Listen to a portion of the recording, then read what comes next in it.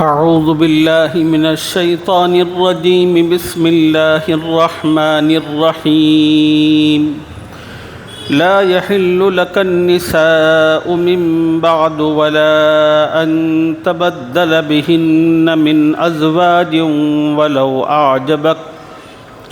ولو أعجبك حسنهن إلا ما ملكت يمينك وَكَانَ اللَّهُ عَلَى كُلِّ شَيْءٍ رَقِيبًا.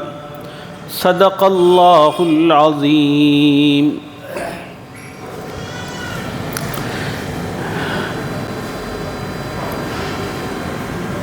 گزشتہ سبقوں میں قرآن پاک کی جن آیتوں کا خلاصہ آپ حضرات کی خدمت میں عرض کیا گیا تھا، ان آیتوں میں ہم نے آپ کی خدمت میں یہ بات عرض کی تھی کہ اللہ تعالیٰ نے حضور اکرم صلی اللہ علیہ وسلم کو نکاح کے معاملے میں 7 قسم کی خصوصیات عطا فرمائی تھی. اس میں سے 6 خصوصیتوں سے متعلق تفصیل آپ احباب کی خدمت میں عرض کی جا چکی. 7ویں خصوصیت کو اللہ تعالیٰ نے اس آیت کریمہ میں بیان فرمایا ہے، جس کی تلاوت ابھی میں نے آپ کے سامنے کی ہے. پچھلی آیتوں میں اللہ نے اپنے محبوب صلی اللہ علیہ وسلم سے متعلق نکاح کے معاملے میں جن 6 خصوصیات کا ذکر کیا، ان میں پہلی خصوصیت یہ تھی کہ اے نبی، اگر آپ مہر ادا کر دیں تو 4 سے زیادہ نکاح بھی آپ کے لیے حلال ہے. امت کے لیے اللہ تعالیٰ نے اس معاملے میں 4 تک کی قید لگا رکھی ہے، لیکن اپنے نبی کو اللہ تعالیٰ نے مہر ادا کرنے کی صورت میں 4 سے زیادہ کی اجازت دے رکھی ہے.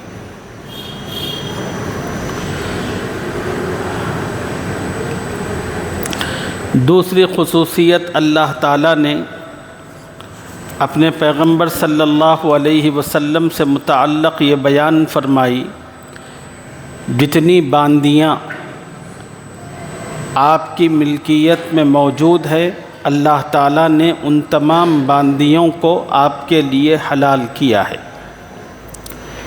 ان باندیوں کے آپ پر حلال ہونے کا مطلب یہ ہے، جس طرح نبی کے دنیا سے پردہ فرمانے کے بعد نبی کی بیویوں سے نکاح کرنا امت کے لیے حرام ہے، اسی طرح نبی کے پردہ فرمانے کے بعد نبی کی باندیوں سے فائدہ اٹھانا بھی امت کے لیے حرام ہے. تیسری خصوصیت اللہ تعالیٰ نے یہ بیان فرمائی، اے نبی، آپ کی جو چچیری بہنیں ہیں، پھپھیری بہنیں ہیں اور ممیری بہنیں ہیں، خلیری بہنیں ہیں، ان رشتہ داروں میں سے انہی سے آپ نکاح کر سکتے ہیں جنہوں نے آپ کے ساتھ ہجرت کی ہو. اگر ان میں سے کسی نے آپ کے ساتھ ہجرت نہیں کی تو پھر آپ کو ان کے ساتھ نکاح کی بھی اجازت نہیں ہے.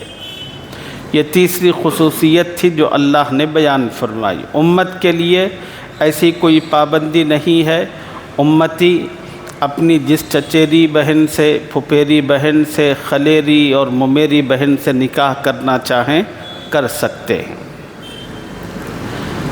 چوتھی خصوصیت اللہ تعالیٰ نے یہ بیان فرمائی کہ اگر کوئی ایمان والی عورت اپنے آپ کو آپ کے لیے وقف کرنا چاہے اور کہے آ کر آپ کی خدمت میں، یا نبی اللہ، میں آپ کی زوجیت کا شرف پانا چاہتی ہوں، آپ مجھے اپنی زوجیت میں داخل فرما لیجئے اور میں کسی قسم کے مہر کا بھی مطالبہ نہیں کرتی.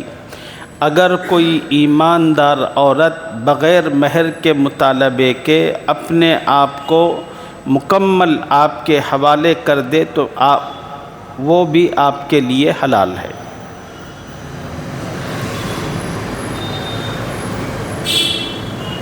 اسی چوتھی خصوصیت کی روشنی میں علماء نے پانچویں خصوصیت یہ بیان فرمائی،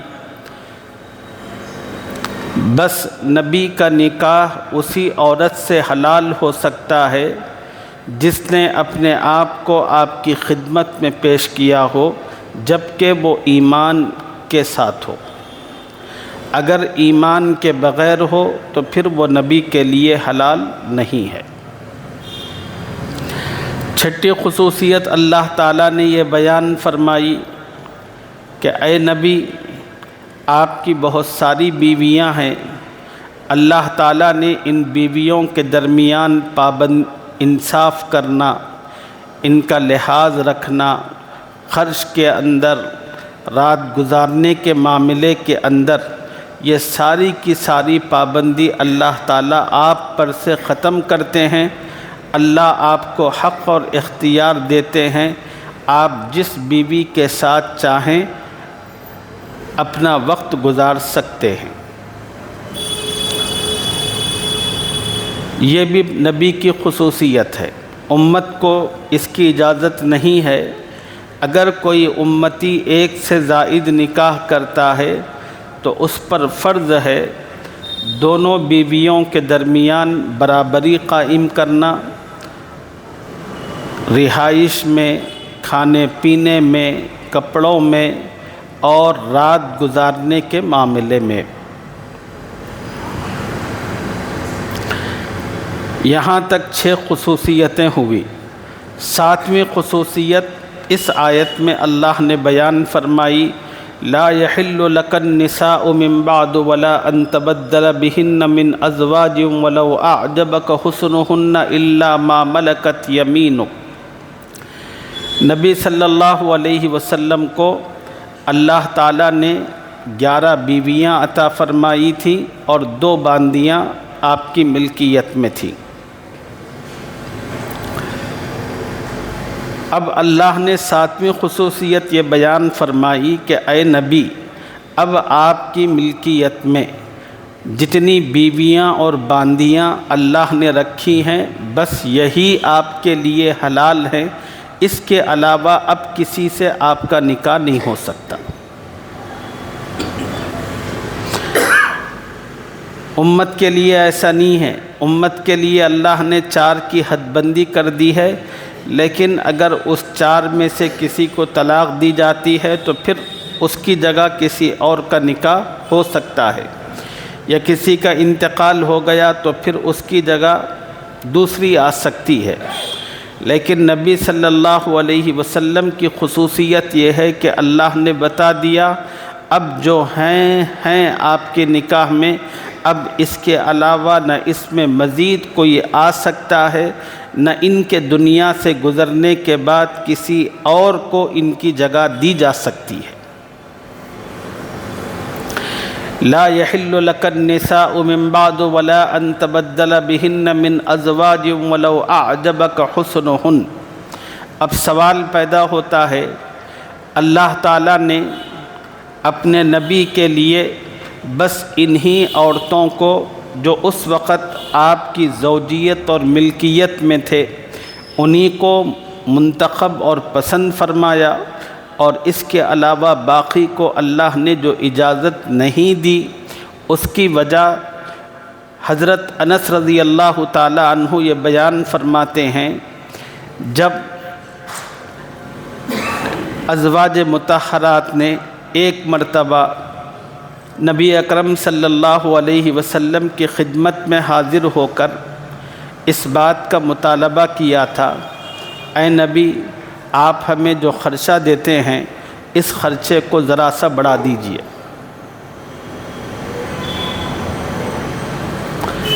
حضور اکرم صلی اللہ علیہ وسلم اپنی ازواج کے اس مطالبے پر بے حد ناراض ہوئے، اور آپ صلی اللہ علیہ وسلم گھر سے چلے گئے۔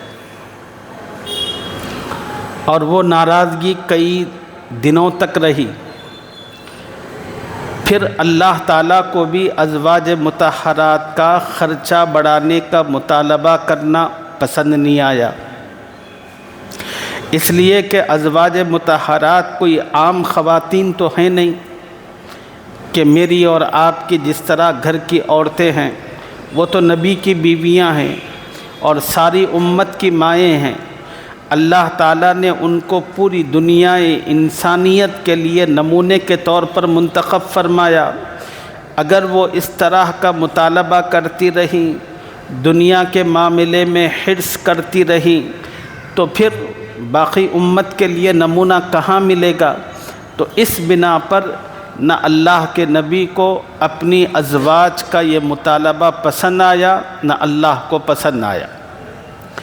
اللہ تعالیٰ نے اپنے نبی پر وحی نازل فرمائی اور خدا نے کہا کہ اے نبی، آپ اپنی تمام بیویوں کو جمع کرو اور جمع کر کے ان کو دو اختیار دو، دو آپشن۔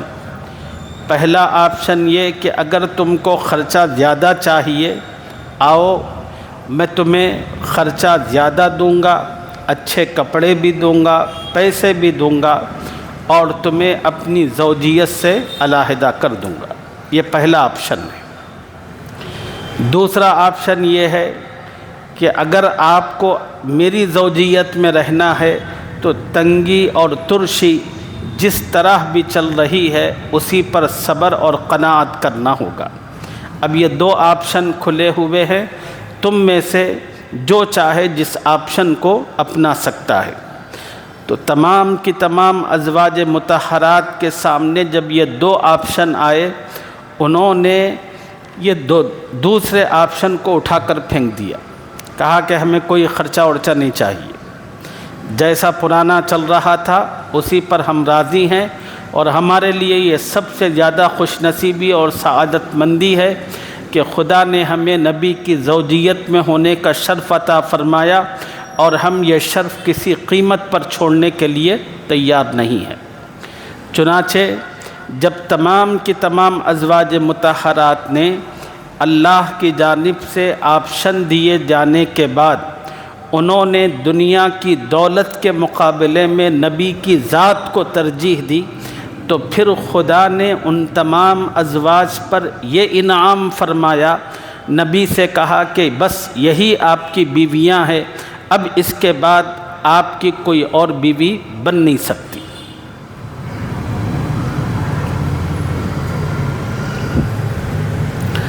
اسی کو اللہ نے قرآن پاک کی اس آیت میں بیان فرمایا، لا يحل لك النساء من بعد ولا ان تبدل بهن من ازواج ولو اعجبك حسنهن الا ما ملكت يمينك۔ اے پیغمبر صلی اللہ علیہ وسلم، ان کے سوا اور عورتیں تمہارے لیے حلال نہیں ہیں، اور نہ یہ کہ ان بیویوں کو چھوڑ کر ان کی جگہ اور بیویاں کر لو، خواہ ان کا حسن آپ کو کیسا ہی اچھا لگے، الا ما ملکت یمینک، مگر وہ تمہارے ہاتھ کا مال ہے، یعنی لونڈیوں کے بارے میں تم کو اختیار ہے۔ وَكَانَ اللَّهُ عَلَى كُلِّ شَيْءٍ رَقِيبًا، اور اللہ ہر چیز پر نگہبان ہے اور ہر چیز کو اللہ دیکھ رہا ہے۔ یہاں تک نبی پاک علیہ السلام کی نکاح سے متعلق جو خصوصیات تھیں، ان خصوصیات کی تفصیل ختم ہوئی۔ اب اگلی آیت میں اللہ تعالیٰ نے ایمان والوں کو ایک خاص حکم دیا ہے۔ وہ حکم یہ ہے کہ اے ایمان والو، نبی کے گھر میں بے دھڑک داخل ہونے کی تمہیں اجازت نہیں ہے۔ اس سے متعلقہ کیا تفصیل ہے، اگلے سبق میں اس تفصیل کو آپ کی خدمت میں عرض کریں گے۔ اللہ مجھے اور آپ کو قرآن کا صحیح فہم اپنے کرم سے نصیب فرمائے، آمین یا رب العالمین۔ وآخر دعوانا الحمد للہ رب العالمین۔